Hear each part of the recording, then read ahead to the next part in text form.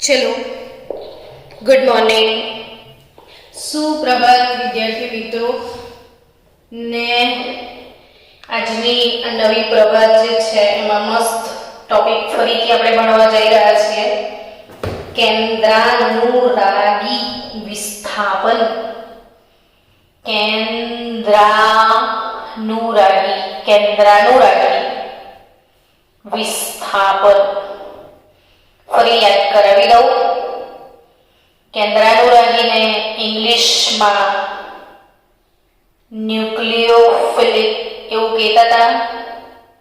વિસ્થાપન એટલે સબસ્ટિટ્યુશનનું S, વિસ્થાપનનું N. સબસ્ટિટ્યુશનનો S ને ન્યુક્લિયોફિલિકનું એન એટલે આ પ્રક્રિયા કહેવાય એસએન. એસએન પ્રક્રિયા આપણે બે પ્રકારની છે આપણી ટેક્સ્ટ બુકમાં. એક SN1, બીજી SN2. SN1 એટલે એક આણ્વીય કેન્દ્રાનુરાગી વિસ્થાપન અને SN2 એટલે દ્વિઆણ્વીય કેન્દ્રાનુરાગી વિસ્થાપન. આ બંને વચ્ચેનો જે તફાવત છે ને એ SN1 પ્રક્રિયા પૂર્ણ થઈ જશે આખી ત્યારે બંને વચ્ચેનો હું તમને તફાવત પણ શીખવાડીશ. એકચ્યુઅલી આ જે વન દેખાય છે તમને એ શું બતાવે છે? પ્રક્રિયાનો ક્રમ. તો SN2 માટે કાલે આપણે પ્રક્રિયાનો વેગ શું લખ્યો હતો કે કૌંસમાં સબસ્ટ્રેટની સાંદ્રતા અને કેન્દ્રાનુરાગી પ્રક્રિયક એટલે NU ની સાંદ્રતા. કેન્દ્રાનુરાગી પ્રક્રિયક એટલે ન્યુક્લિયોફિલિક આયન, ન્યુક્લિયોફાઇલ કહેવાય. ન્યુક્લિયોફાઇલ એટલે આ પ્રક્રિયક છે, આ સબસ્ટ્રેટ છે. સબસ્ટ્રેટ તરીકે હેલો આલ્કેન હતો અને પ્રક્રિયક તરીકે આપણે OH લીધો હતો ને પ્રતિક્રિયાત્મકતાનો ક્રમ તમને શીખવાડ્યો હતો. 3 ડિગ્રી ગ્રેટર ધેન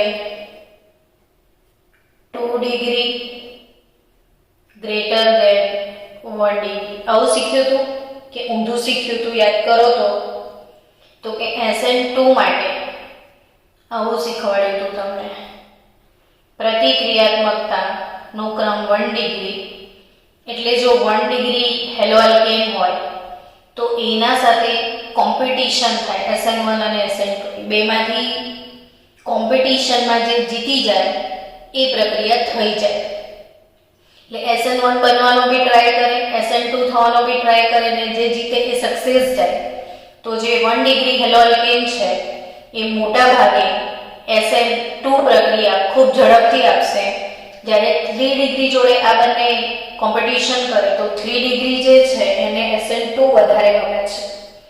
તો 3 ડિગ્રી સાથે SN1 પ્રક્રિયા ઝડપથી થશે. SN2 1 સાથે 2 1 એવું યાદ રાખજો. 2 1 SN2 1 ડિગ્રી સાથે ઝડપથી ને SN1 3 ડિગ્રી સાથે ઝડપથી થાય છે. તો આપણે આજનો ટાર્ગેટ જ છે SN1 પ્રક્રિયા એટલે એક આણ્વીય કેન્દ્રાનુરાગી પ્રક્રિયા. અને આ SN1 પ્રક્રિયાની ક્રિયાવિધિ ધીરે ધીરે સમજીએ. આ પ્રક્રિયાનું સમજવા માટે આપણે કોઈ હેલો આલ્કેન લઈએ જે 3 ડિગ્રી હોય. આ કોઈ હેલો આલ્કેન છે, હેલોજન ધરાવતો કાર્બન બીજા 3 કાર્બન સાથે જોડાય એટલે અહીંયા મેં R1 R2 R3 અહીંયા સપોઝ મિથાઇલ અહીંયા ઇથાઇલ, અહીંયા બીજું કંઈક લઈ લો, તો ત્રણે ત્રણ અલગ અલગ સમૂહ જોડાયેલા છે. તો આ કાર્બનમાં સમજી લો કે R1 does not equal to R2 does not equal to R3. આ ત્રણે ત્રણ સમૂહ જુદા જુદા છે. તો ઓબ્વિયસલી જ્યારે ત્રણે ત્રણ આ કાર્બન એવો છે કે જેની જ્યારે ચાર સંયોજકતા અલગ અલગ થઈ ગઈ, તો એવો કાર્બન જેની જ્યારે સંયોજકતા જુદી જુદી હોય, જેની જ્યારે સંયોજકતા જુદી જુદી હોય, તો એને કિરાલ કાર્બન કહેવાય. Chiral carbon. અને કિરાલ કાર્બન અથવા અસમિત કાર્બન કહેવાય. અસમિત કાર્બન. તો આ એક મેં કિરાલ કાર્બન હોય એવું સંયોજન પસંદ કર્યું છે. હવે આવો અલ્કેન, હેલો અલ્કેન કે જેમાં કિરાલ કાર્બન હોય ને જેમાં કિરાલ કાર્બન હોય એ પદાર્થ હંમેશા પ્રકાશ ક્રિયાશીલ હોય. મેં તમને વિડીયો મોકલ્યા છે, જોતા રહેજો એને.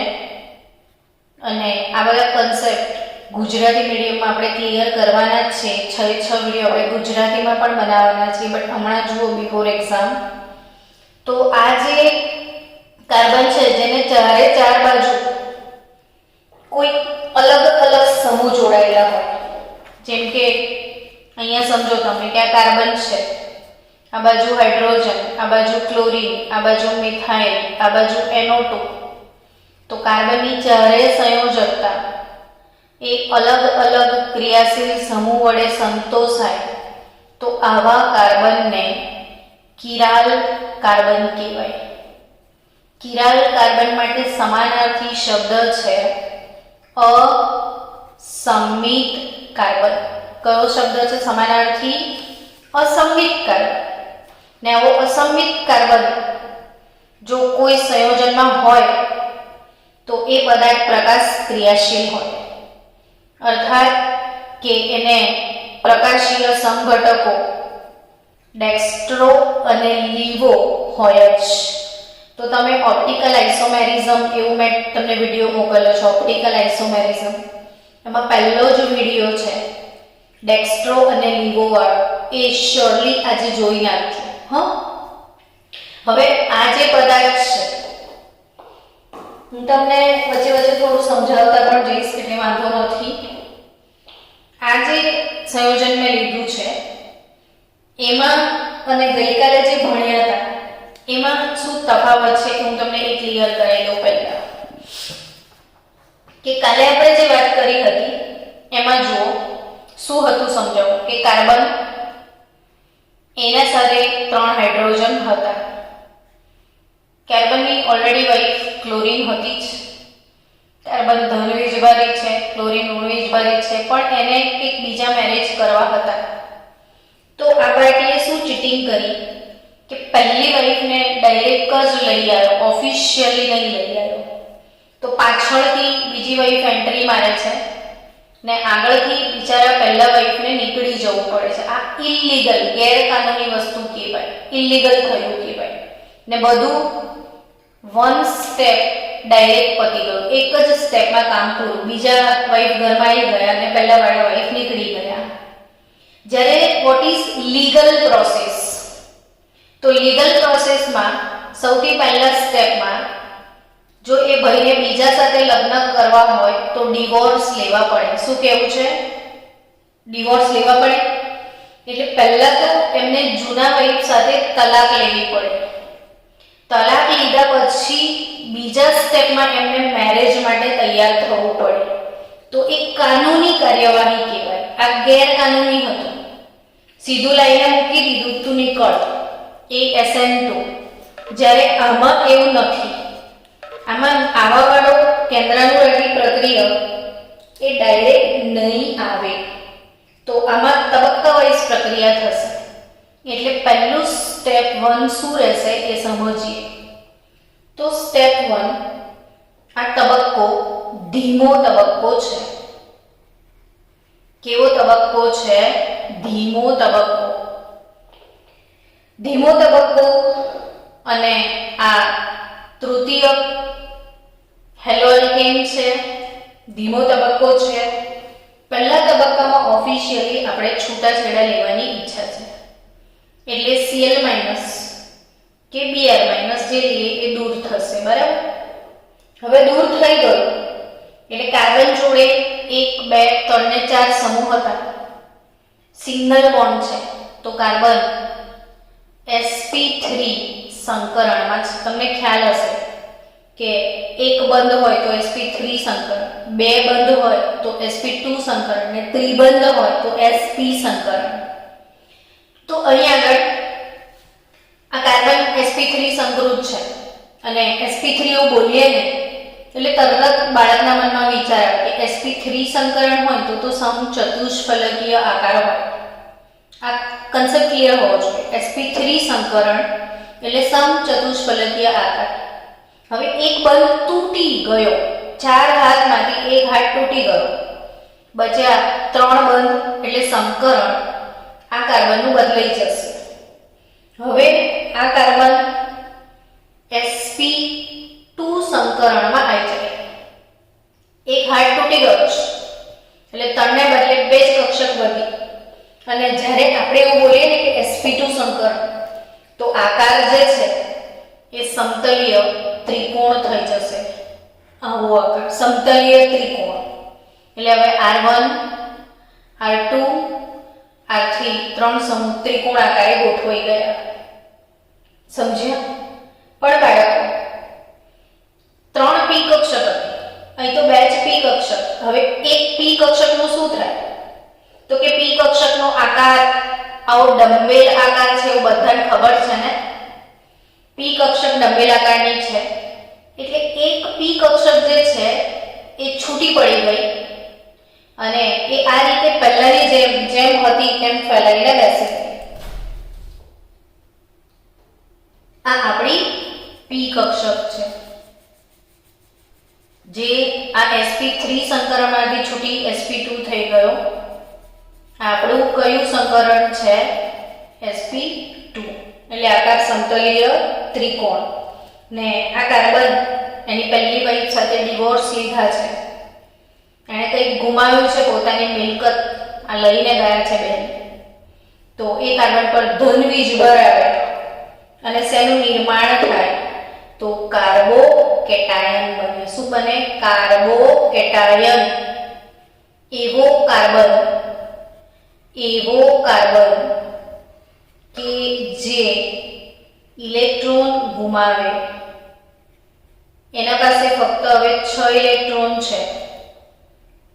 આ કાર્બન જોડે દેખો, આ બંધના 2 ઇલેક્ટ્રોન, આ બંધના 2 ઇલેક્ટ્રોન અને આ બંધના 6 ઇલેક્ટ્રોન. કાર્બોકેટાયનમાં 6 ઇલેક્ટ્રોન હોય. તો એવો કાર્બન કે જેના પાસે ફક્ત 6 ઇલેક્ટ્રોન હોય, ઇલેક્ટ્રોનની ઉણપ ધરાવતો હોય, ઇલેક્ટ્રોન ગુમાવે 6 ઇલેક્ટ્રોન ધરાવે, તેને કાર્બોકેટાયન કહેવાય. તો હવે પહેલો સ્ટેપ 1, એમાં કાર્બોકેટાયનનું નિર્માણ થાય છે ને આ તબક્કો ધીમો તબક્કો છે. આને સબસ્ટ્રેટ S કહેવાય, પ્રક્રિયક કહેવાય, ધીમો તબક્કો. હવે આ ધીમા તબક્કામાં કાર્બોકેટાયન બની ગયો છે. ફરીથી આપણે એ કાર્બોકેટાયનને સમજીશું કે ફરી એકવાર દોરીએ કાર્બોકેટાયન કે C, આની જોડે R1 R2 R3 ત્રણ સમૂહ ને એની ફ્રી p કક્ષક. એની ફ્રી કઈ કક્ષક? p કક્ષક. તો આ p કક્ષક જે એની ફ્રી છે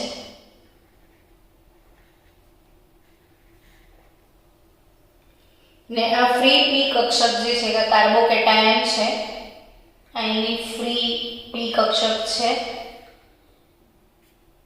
સંકરણાનું sp2 છે. હવે થશે શું? કે હવે બીજું સ્ટેપનું નિર્માણ થશે, ત્યારે આ બીજા સ્ટેપમાં આની જોડે બે શક્યતાઓ છે. સ્ટેપ 2 ની અંદર OH માઇનસનું આક્રમણ થશે. સ્ટેપ 2 માં કોનું આક્રમણ થશે? OH માઇનસનું. એમાં ઓક્સિજનની P કક્ષકો આ P કક્ષકો સાથે ઓવરલેપ થશે. ઓક્સિજનની P કક્ષક આ P કક્ષક સાથે આ એક P આપણી ને એક P ઓક્સિજનની એમ ઓવરલેપ થાય તો કાર્બન R1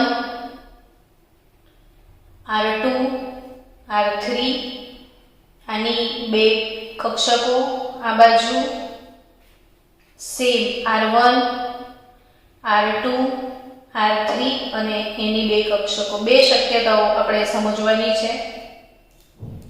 હવે સમજો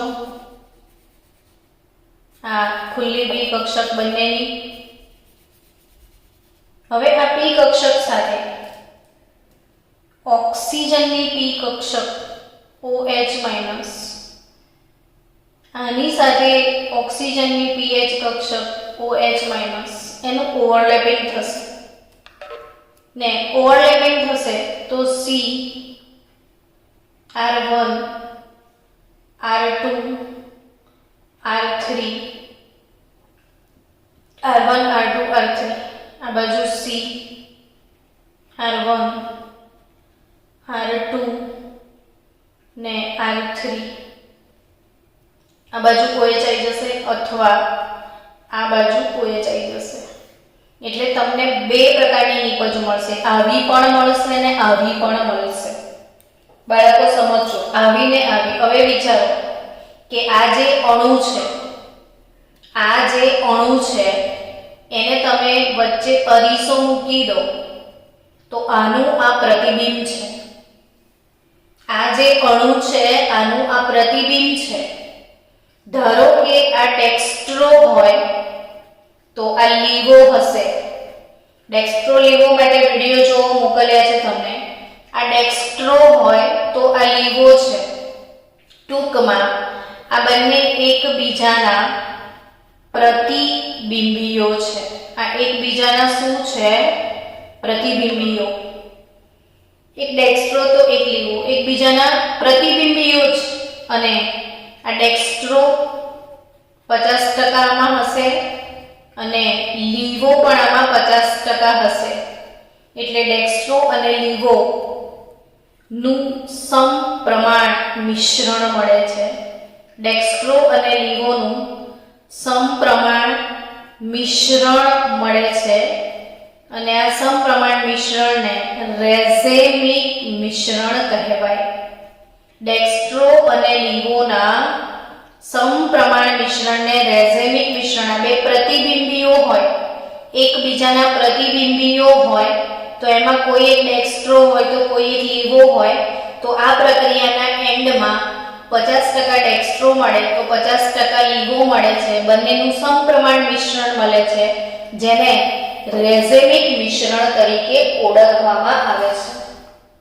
એટલે આ પ્રક્રિયાના અંતે વામ ભ્રમણીય અને દક્ષિણ ભ્રમણીય બંને પ્રતિબિંબીઓ જે મળે છે એના સમપ્રમાણ મિશ્રણને રેઝેમિક મિશ્રણ કહેવામાં આવે છે.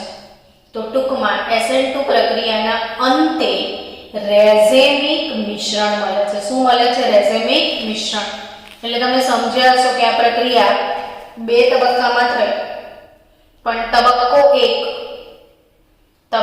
1 કાર્બોકેટાયનનું નિર્માણ એ ધીમો તબક્કો છે.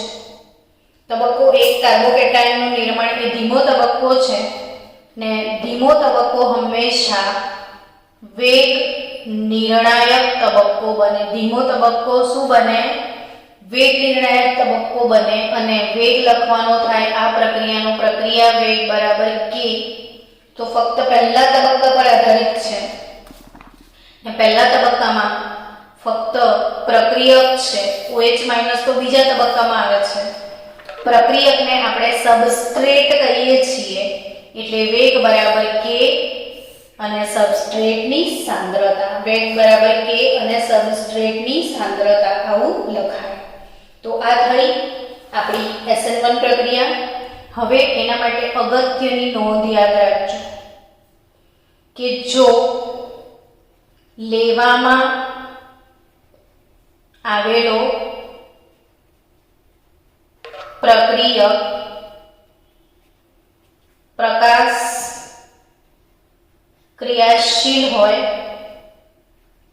તો SN2 ને અંતે પ્રકાશ ક્રિયાશીલ હોય તો જે નિપજ મળે તે પણ પ્રકાશ ક્રિયાશીલ હોય. બરાબર. જો લેવામાં આવેલો પ્રકાશ અક્રિયાશીલ હોય, ફોર એક્ઝામ્પલ પ્રકાશ અક્રિયાશીલ એટલે શું? તો કે તમે તમારી ચોપડીમાં જે ઉદાહરણ આપ્યું છે ને એ તૃતીયક બ્યુટાઇલ ક્લોરાઇડનું છે. આ કાર્બન જે છે એની જ્યારે સંયોજકતા અલગ અલગ નથી, ત્રણે ત્રણ સરખી જ છે, એટલે આ કિરાલ કાર્બન નથી. કિરાલ કાર્બન આમાં નથી, એટલે પદાર્થ પ્રકાશ અક્રિયાશીલ થાય. એટલે છેલ્લે જે નિપજ મળે ને એ કેવી હોય? તો પ્રકાશ અક્રિયાશીલ જ મળશે. ક્રિયાશીલ હોય, લેવામાં આવેલો પદાર્થ પ્રકાશ ક્રિયાશીલ તો નિપજ પ્રકાશ ક્રિયાશીલ, લેવામાં આવેલો પદાર્થ પ્રકાશ અક્રિયાશીલ તો નિપજ પણ પ્રકાશ અક્રિયાશીલ. તમને ફરીથી એકવાર સમજાવી દઉં ચોપડીના ઉદાહરણથી. જો ધ્યાન આપજો કે આપણે તૃતીયક બ્યુટાઇલ ક્લોરાઇડ લઈએ. શું લઈએ? તૃતીયક બ્યુટાઇલ ક્લોરાઇડ. એક મિનિટ, એસી ચાલુ કરી દઈએ.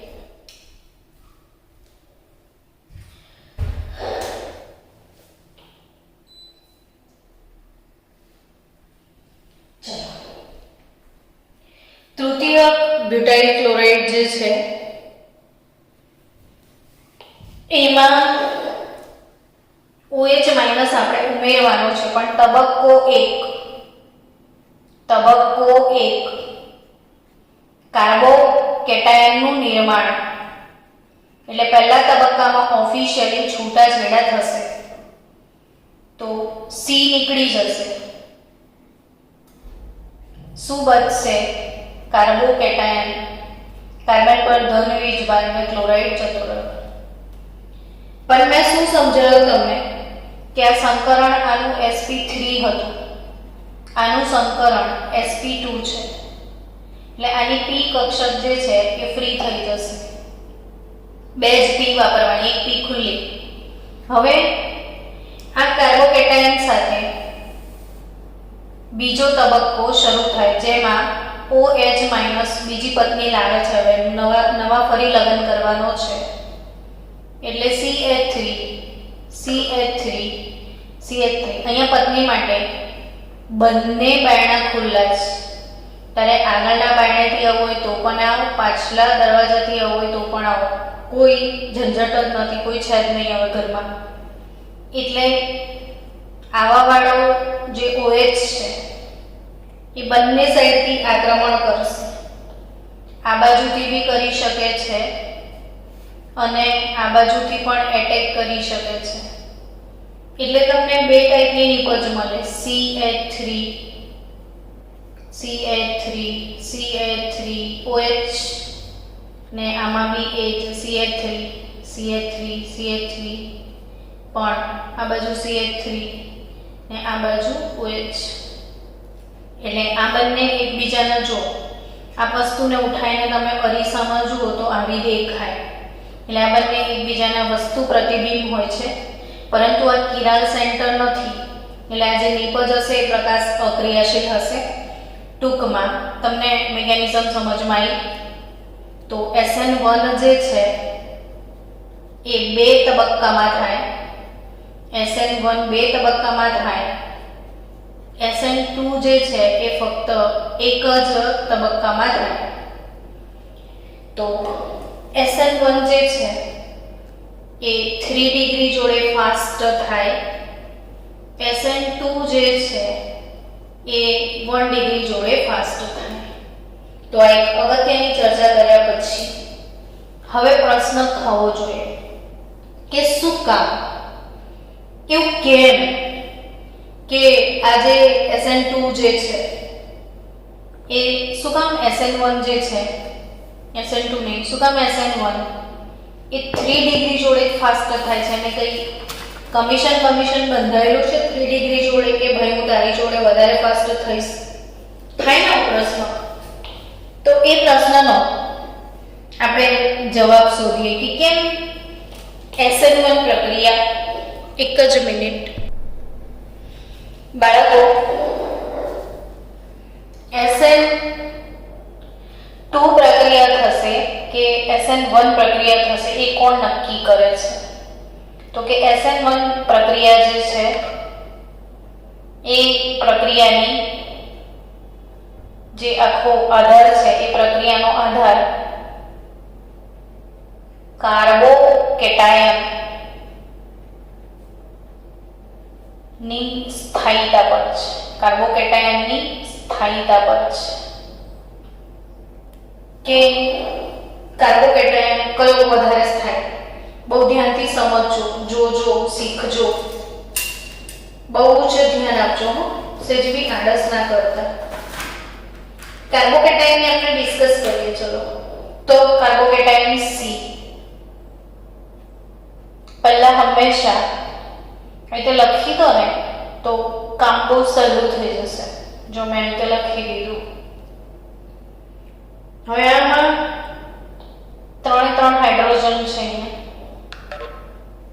જ્યારે આમાં એક સી મેં 2 હાઇડ્રોજન, 2 કાર્બન 1 હાઇડ્રોજન, 3 કાર્બન.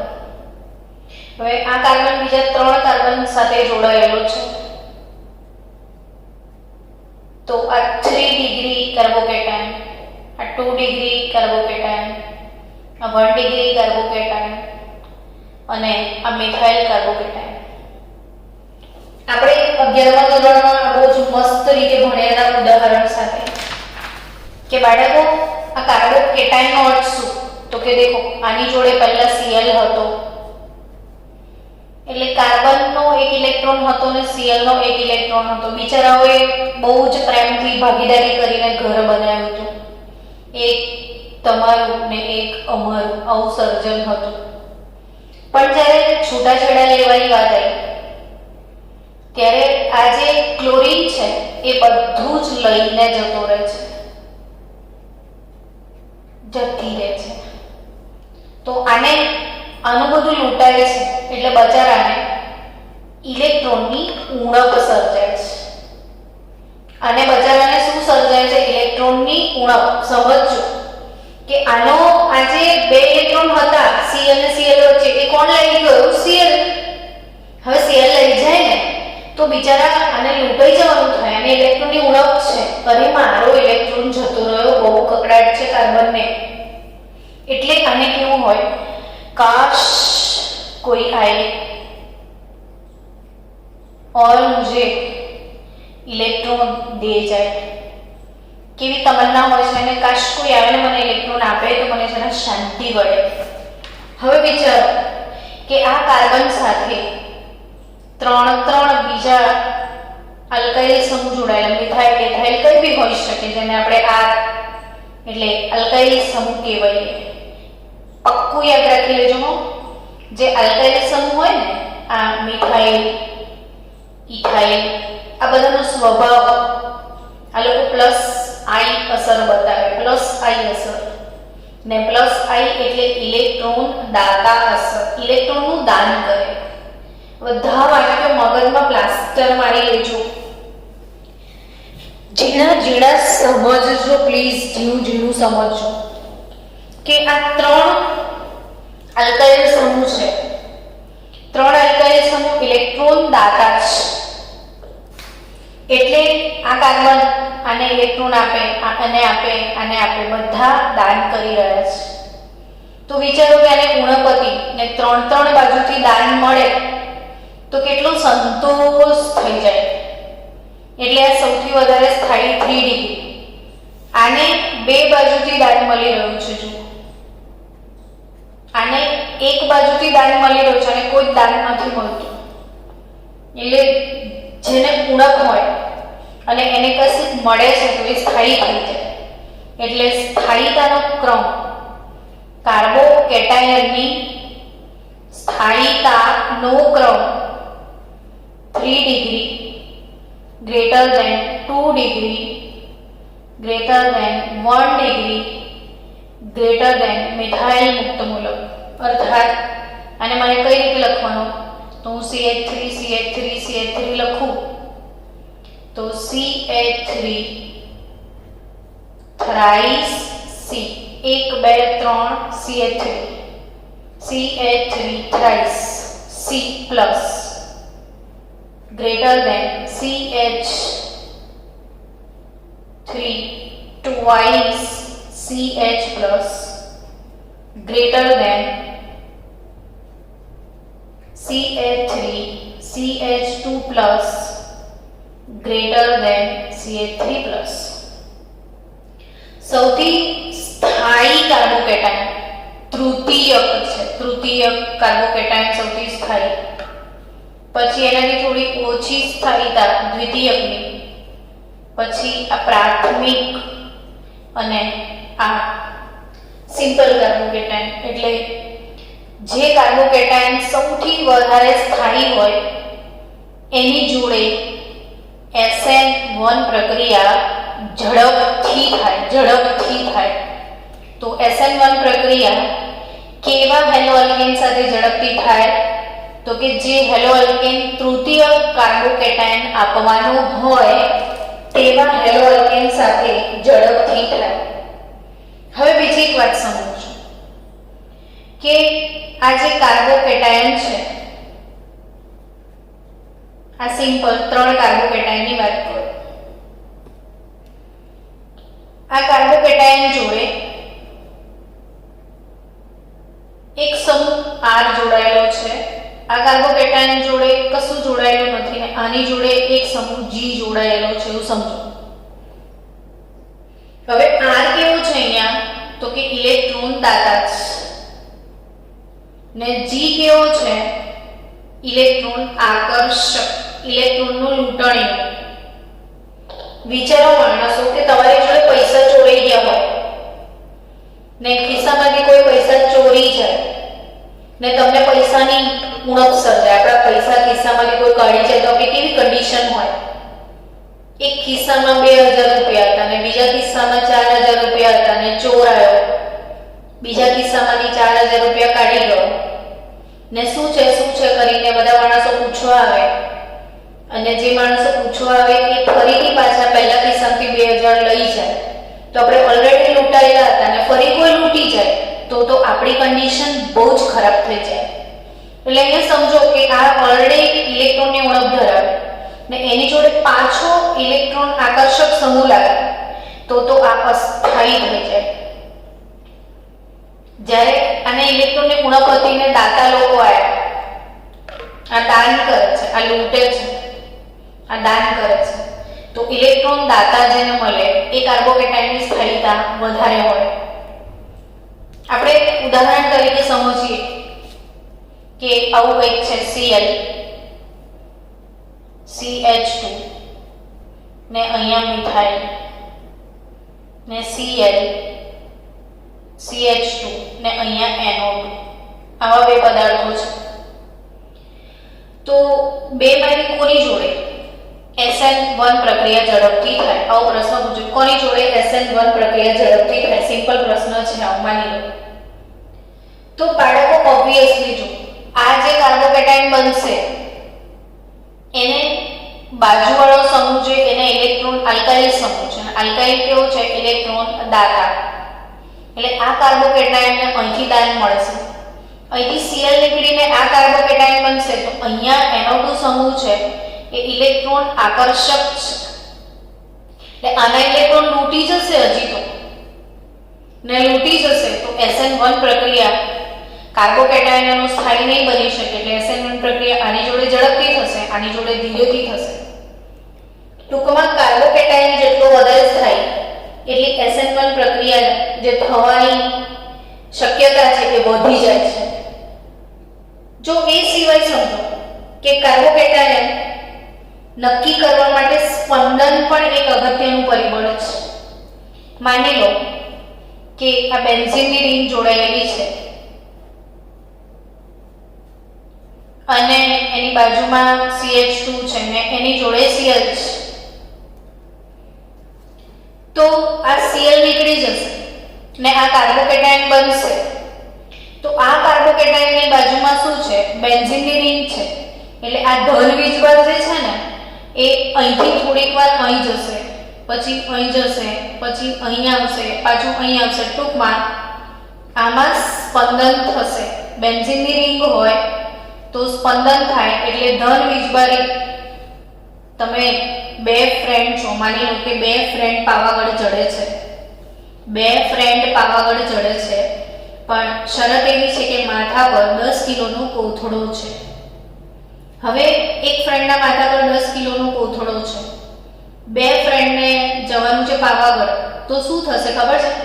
કે પેલા ફ્રેન્ડને એક માણસને 10 કિલોનો બહુ વજન લાગી રહ્યો છે, બિચારો પોતાનું વજન ઉચકે કે કોથળાનું ઉચકે? એવા સંજોગોમાં બે જણ છે ને એટલે વાંધો નહીં આવે. કેમ?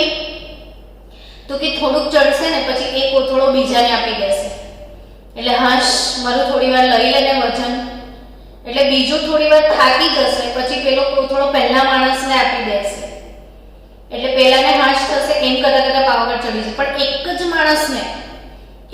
માણસને કોથળો લઈને જવાનું હોય તો તકલીફ પડે. એમ આ માણસના માથા પર 10 કિલોનો આ જે કોથળો છે એ થોડી વાર પછી આ લઈ લેશે, આનો કોથળો થોડી વાર પછી આ લઈ લેશે, એનો કોથળો થોડી વાર પછી આ લઈ લેશે. એટલે ધન વીજભાર જે છે, ધન વીજભાર એ વિસ્થાનીકૃત થાય છે, વહેંચાઈ જાય છે, કભી યહાં તો કભી વહાં. એટલે આ ટાઈપનો કાર્બોકેટાયન હોય તો એ બહુ જ સ્થાયીતા પ્રાપ્ત કરે છે, બહુ જ સ્થાયીતા પ્રાપ્ત કરે છે, યાદ રાખજો. અને જો બાય ચાન્સ આવું થઈ ગયું કે બે બેન્ઝીનની રિંગ આવી ગઈ, ડબલ બેન્ઝીનની રિંગ આવી ગઈ, તો જલસા. આનો જે ધન વીજભાર છે એ 1 2 3 સ્થાન પર ફરશે, 1 2 3, પછી અહીંથી આવ્યા પછી પાછું અહીંયા 1 2 3 જગ્યાએ ફરવા જશે. એટલે કેટલો બધી જગ્યાએ વારાફરતી વાળો બહુ લોકોનો વારો આવે છે. એટલે આમાં તો બહુ સ્પંદન થાય. એટલે આના કરતા પણ આ કાર્બોકેટાયન વધુ સ્થાયી ગણાય, અને 3 બેન્ઝીન રિંગ હોય તો બહુ જ સ્થાયી થઈ જાય. હવે જો એને બદલે એવું હોય કે કાર્બન જોડે અસંતૃપ્ત પ્રણાલી જોડાયેલી હોય, ફોર એક્ઝામ્પલ આ ટાઈપની એલાયલિક સિસ્ટમ હોય, CH2 double bond CH2 એલાયલિક system હોય, આ એલાયલિક હાઇડ્રોકાર્બન હોય, હેલો આલ્કેન સોરી, આપણે એવું ભણ્યા હતા ને હેલોજનની બાજુ વાળો sp3 સંકરણમાં ને એની બાજુ વાળો sp2 સંકરણમાં, તો એ એલાયલિક હેલાઇડ કહેવાય. હવે આ હેલોજન નીકળી જશે એટલે એ કાર્બોકેટાયન બનશે.